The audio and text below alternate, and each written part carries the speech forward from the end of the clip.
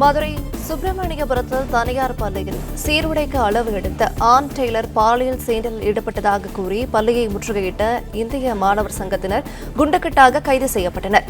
கூடுதல் விவரங்களை தருகிறார் செய்தியாளர் பாலமுருகன். வணக்கம். மேலும் விவரங்கள்.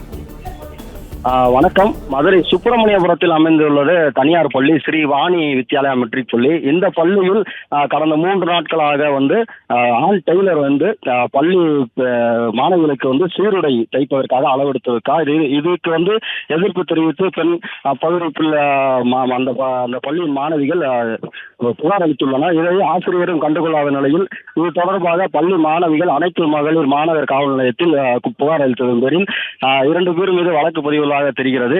இந்த நிலையில் இந்த பள்ளி நிர்வாகத்தை கண்டித்து இன்று எஸ்எஃப்ஐ அதாவது இந்திய மாணவர் சங்கத்தினர் மற்றும் மாதர் சங்கத்தினர் பள்ளியை முற்றுகையிட்டு போராட்டத்தில் ஈடுபட்டனர்.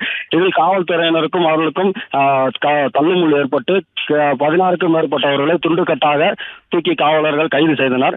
இந்த பகுதியில் இதனால் பரபரப்பு ஏற்பட்டது.